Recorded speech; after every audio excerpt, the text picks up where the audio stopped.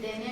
Kannada medium A ವಿಭಾಗದಲ್ಲಿ ಓದುತ್ತಿದ್ದೇನೆ. ನನ್ನ ಹೆಸರು ನಾಗರತ್ನ. ನಾನು 9ನೇ ತರಗತಿಯಲ್ಲಿ ಓದುತ್ತಿದ್ದೇನೆ.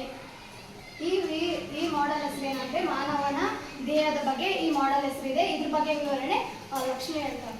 ಮೊದಲನೇದಾಗಿ ಮಾನವ ದೇಹದಲ್ಲಿ ತನ್ನದೇ ಆದ ಕಾರ್ಯಗಳು ಇವೆ. ಆ ಕಾರ್ಯಗಳು ತನ್ನದೇ ಆದ ಕಾರ್ಯಗಳನ್ನು ಮಾಡುತ್ತವೆ. ಮೊದಲನೇದಾಗಿ ಮಾನವನ ದೇಹದಲ್ಲಿ ರುಂಡ ಮತ್ತು ಮುಂಡದ ಎರಡು ವಿಭಾಗಗಳಾಗಿ ಮಾಡ್ತಾರೆ. ಮೊದಲಾಗಿ ರುಂಡದ ಬಗ್ಗೆ ನಾಗರತ್ನ ಅವರು ಎಕ್ಸ್ಪ್ಲೇನ್ ಮಾಡಿ. ಇದು ತಲೆ.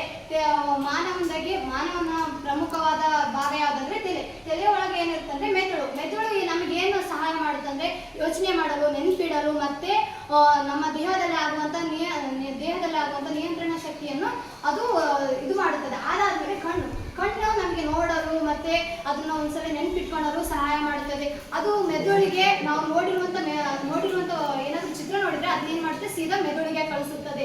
ಅದು ಕಣ್ಣಿನೊಳಗೆ 5 ಪ್ರಕಾರಗಳು ಬರ್ತವೆ. ಒಂದು ಕ್ಯಾಲ್ಸಿಯಂ ಸ್ನಾಯು ಮತ್ತೆ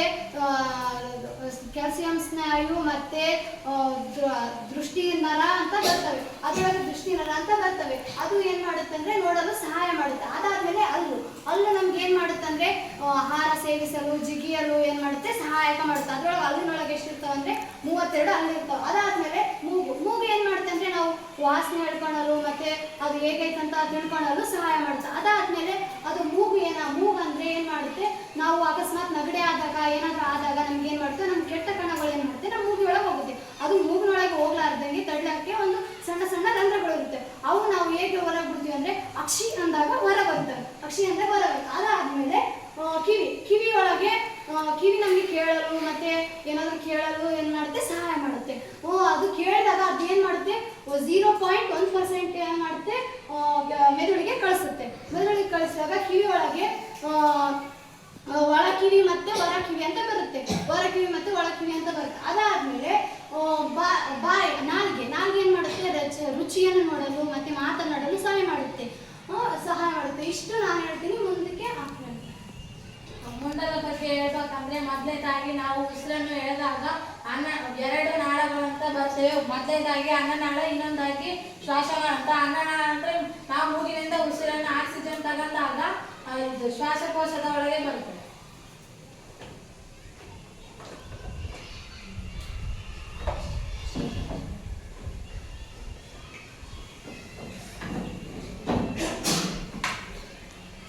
ನಾವು ಇಲ್ಲಿಂದ ಉಸಿರನ್ನು ತಗೊಂಡಾಗ ಶ್ವಾಸಕೋಶದಲ್ಲಿ ಬರ್ತದೆ. ಶ್ವಾಸಕೋಶಗಳು 2 ಸಮವಾಗಿಲ್ಲ. ಏಕೆಂದರೆ ಎಡಭಾಗದಲ್ಲಿ ಶ್ವಾಸಕೋಶ ನಮ್ಮ ಹೃದಯ ಇರೋ ಕಾರಣ ಇದು ಓರೆಯಾಗಿ ಬಂದಿರುತ್ತೆ. ಆದ ಕಾರಣ ಈ ಎಡಭಾಗದ ಶ್ವಾಸಕೋಶ ಸಣ್ಣದಾಗಿರುತ್ತೆ. ಇದರ ಬಗ್ಗೆ ಹೇಳ್ಬೇಕಾದ್ರೆ ಇಲ್ಲಿ ಮೂಗಿನಿಂದ ನಾವು ಉಸಿರನ್ನು ಎಳೆದುಕೊಂಡಾಗ ಆಕ್ಸಿಜನ್ ತಗೊಂಡಾಗ ಶ್ವಾಸಕೋಶಗಳು ಕಾರ್ಬನ್ ಡೈಆಕ್ಸೈಡ್ ಹೊರಗಾಕುತ್ತದೆ. ಮತ್ತೆ ಇದ್ರ ಬಗ್ಗೆ ಹೇಳ್ಬೇಕಂದ್ರೆ ಇಲ್ಲಿ ಸಣ್ಣ ಕಣಗಳಿರುತ್ತೆ. ಇಲ್ಲಿ 300ಕ್ಕಿಂತ ಹೆಚ್ಚು ಚೀಲಗಳು ಇರ್ತವೆ ಅಂತ ಹೇಳ್ಬೋದು. ಮತ್ತೆ ಇವು ನಮ್ಮ ದೇಹದಲ್ಲಿ ಉಷ್ಣವನ್ನು ತೆಗೆದುಹಾಕಿ ತಂಪಾದ ಗಾಳಿಯನ್ನು ಹೀರಿಕೊಳ್ಳುತ್ತವೆ. ಮತ್ತು ಹೃದಯ ಏನಪ್ಪಾ ಅಂದ್ರೆ 300 ಗ್ರಾಮ್ ಇರುತ್ತೆ. ಹೃದಯ 1 ನಿಮಿಷಕ್ಕೆ 72 ಸೆಕೆಂಡ್ ಬಡ್ಕೊಳ್ಳುತ್ತೆ. ಮತ್ತೆ 1 ದಿನಕ್ಕೆ 10,000 ಬಾರಿ ಬಡ್ಕೊಳ್ಳುತ್ತೆ ಅಂತ ಹೇಳ್ಬೋದು. ಕರಳು ಏನಂದ್ರೆ 7 ಸೆಂಟಿಮೀಟರ್ ದೊಡ್ಡ ಕರಳು 7 ಸೆಂಟಿಮೀಟರ್ ಇರುತ್ತೆ. ಅದಾದ್ಮೇಲೆ ಸಣ್ಣ ಕರಳು. ದೊಡ್ಡ ಕರಳಿನ ಅಂದ್ರೆ ನಾವು ಜಠರದೊಳಗೆ ಊಟ ಮಾಡಿರುವಂತಹ ಆಹಾರವನ್ನು ಏನ್ ಮಾಡುತ್ತೆ, ದೊಡ್ಡ ಕರಳಿಗೆ ಕಳಿಸುತ್ತೆ. ದೊಡ್ಡ ಕರಳಾದ್ಮೇಲೆ ಅದು ದೊಡ್ಡ ಕರಳು ಏನ್ ಮಾಡುತ್ತೆ, ಸಣ್ಣ ಕರಳಿಗೆ ಕಳಿಸುತ್ತೆ. ಸಣ್ಣ ಕರಳು ಏನ್ ಮಾಡುತ್ತೆ, ಆಹಾರವನ್ನು ಜೀರ್ಣ ಮಾಡುತ್ತೆ. ಜೀರ್ಣ ಮಾಡಿ ಅದನ್ನ ಏನ್ ಮಾಡುತ್ತೆ, ಗುದದ್ವಾರಕ್ಕೆ ಕಳಿಸುತ್ತೆ. ಗುದದ್ವಾರದ ಕಾರ್ಯವೇನಂದ್ರೆ ರಕ್ತ ಶುದ್ಧೀಕರಣ ಮಾಡುವುದು ಮತ್ತೆ ಆಹಾರವನ್ನು